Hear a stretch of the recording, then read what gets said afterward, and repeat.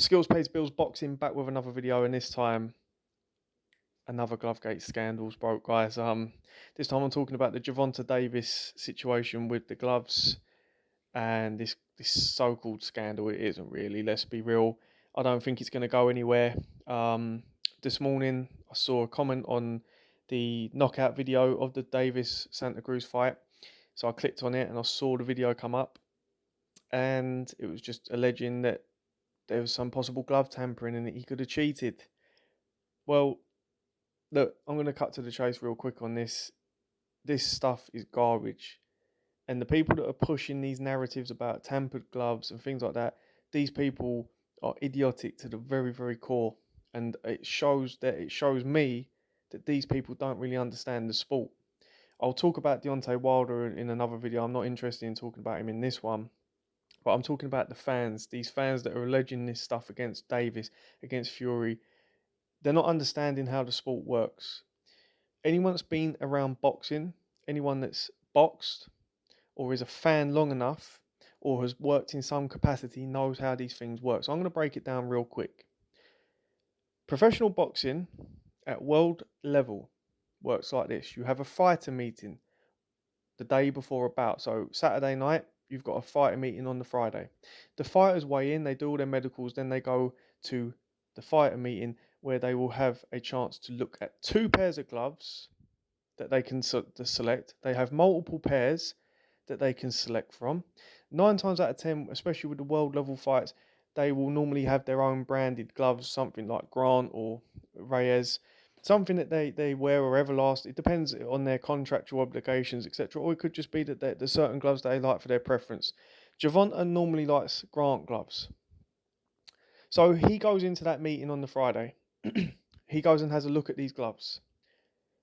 He will feel the gloves and put his hands in, and his trainer, and they will select 2 pairs, a A pair and a B, to go to the arena that night, so that they have 2 pairs. So that if there's an issue with the first pair, they can go to the option B.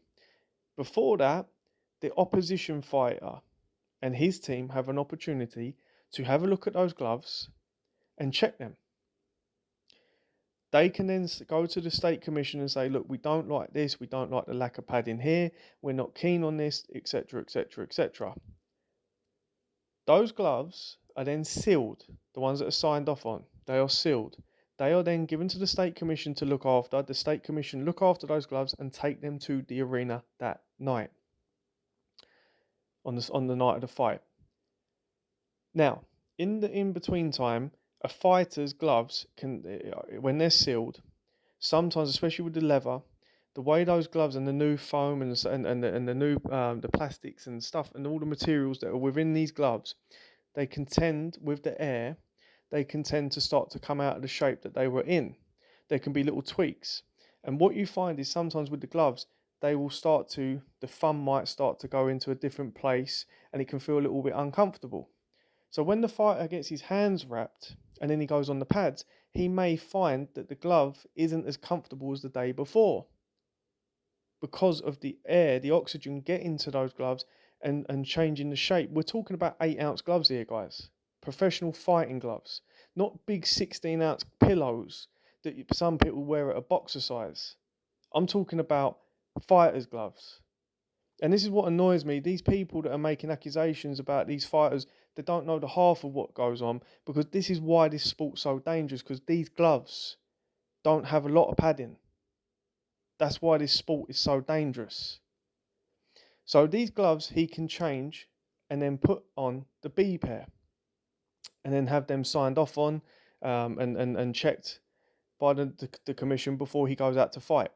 The commission are there through the hand wrapping procedure and through the gloves procedure. They are there from the moment he gets his hands wrapped and all the way through that warm up until he walks into that ring. The referee checks his gloves. I very much doubt that fighter on Saturday night, Gervonta Davis, has done anything to manipulate his gloves. He slipped, he banged, he knocked him out. It's as simple as that. And people need to stop with this rubbish. So anyway, Tank went on to Twitter this afternoon to state the following, and I quote, and I changed my gloves because my first pair was uncomfortable. I do not have to cheat to win. It's really that simple, guys. The gloves felt uncomfortable. I know a lot of people were saying, well, the gloves are totally different to the first pair. Well, that's what happens sometimes. There's different makes there and stuff like that. The only thing I could think, the only people that could have a moan is Grant, if they have a deal in place with Gervonta to wear those gloves. But other than that, I don't see a big problem. You know, they're fight gloves, they're 8 ounces, and that's that. And as Gervonta went on to say, Leo signed off on both fight gloves. Ask him. And I don't think there's any issue from Leo Santa Cruz's team. I think this is just a storm in the teacup, someone trying to, create some issues for views. Sad, really, but at the end of the day, it's been addressed, and I think that'll be that. Let me know your thoughts in the comments section below. Give the video a like and subscribe. Aiming to put a little bit more content out there with this lockdown in England. I might have a little bit more time on my hands, but with the way things are with the videos and copyright strikes and all that, it does make it difficult. But let me see what I can do. Thanks for watching, and I'll see you soon.